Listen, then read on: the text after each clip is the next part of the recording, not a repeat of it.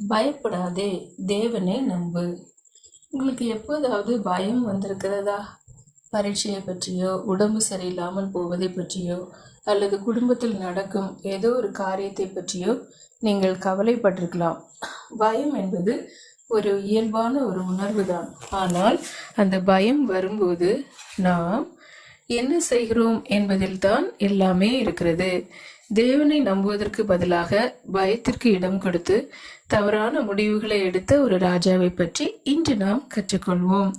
இன்று நாம் வாசிக்க வேண்டிய வேத பகுதி ஏசாயா 7ஆம் அதிகாரம் 1ஆம் வசனம் முதல் 14ஆம் வசனம் வரை. ஆகாஸ் யூதாம் ராஜாவின் மகனாவான்.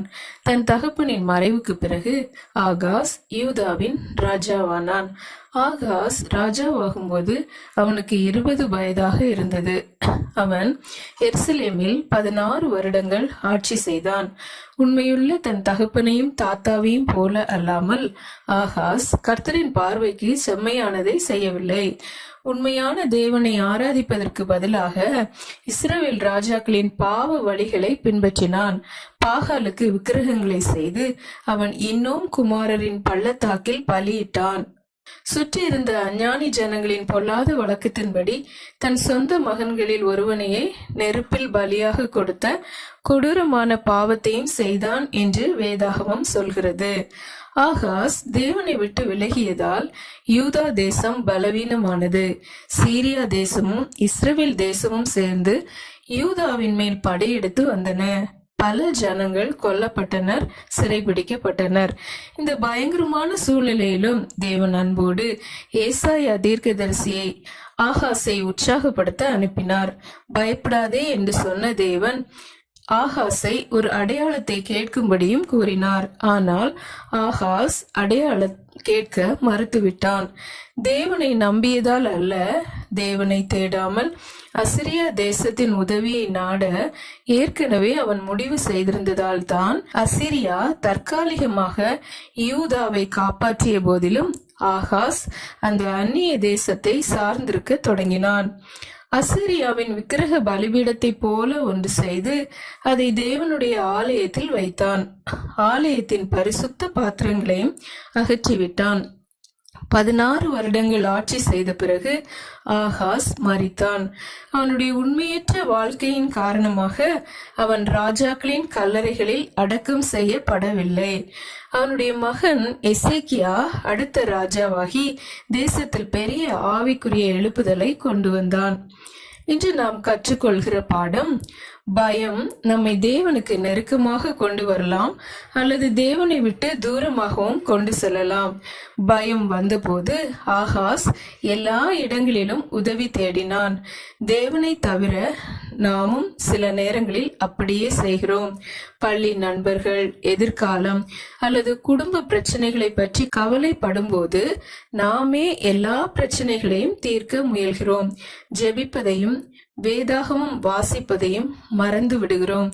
வாழ்க்கையில் பிரச்சனைகளே இருக்காது என்று தேவன் வாக்குறுதி அளிக்கவில்லை. ஆனால் நான் உன்னோடு இருப்பேன் என்று வாக்கு கொடுத்திருக்கிறார். இன்றைய வேதாகம பகுதியில் உள்ள மிகப்பெரிய உண்மை இம்மானுவேல் என்பதாகும். தேவன் நம்மோடு இருக்கிறார். இயேசு இந்த உலகத்திற்கு வந்ததால் நம் பயங்களை நாம் ஒருபோதும் தனியாக எதிர்கொள்ள வேண்டியதில்லை. ஒவ்வொரு கடினமான நேரத்திலும் அவர் நம்மோடு கூட நடப்பார். அடுத்த முறை உங்களுக்கு பயம் வரும்போது தேவன் ஆகாசிடம் சொன்ன பயப்படாதே என்ற வார்த்தையை நினைவில் கொள்ளுங்கள். பயம் உங்கள் முடிவுகளை தீர்மானிக்க அனுமதிக்காமல் உங்கள் விசுவாசம் தேவனை நம்பும்படி செய்யட்டும்.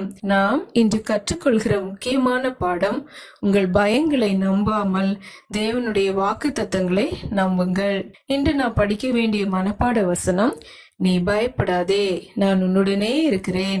திகையாதே, நான் உன் தேவன். நான் உன்னை பலப்படுத்தி உனக்கு சகாயம் பண்ணுவேன். என் நீதியின் வலது கரத்தினால் உன்னை தாங்குவேன். ஏசாயா 41ஆம் அதிகாரம் 10ஆம் வசனம். இன்று சங்கீதம் 27 வாசியுங்கள். பயப்படுவதற்கு பதிலாக தேவனை நம்புவதை பற்றி பேசும் வசனங்களை அடிக்கோடிடுங்கள். தேவன் உங்கள் வெளிச்சமும் இரட்சிப்புமாய் இருப்பதற்காக அவருக்கு நன்றி சொல்லுங்கள். அறிவு சார்ந்த வளர்ச்சிக்காக நீங்கள் சந்திக்கும் ஒரு பிரச்சனையை பற்றி யோசித்து 2 பட்டியல்களை உருவாக்குங்கள். நான் செய்ய வேண்டிய பொறுப்புகள் மற்றும் தேவனிடம் ஒப்படைக்க வேண்டிய காரியங்கள்.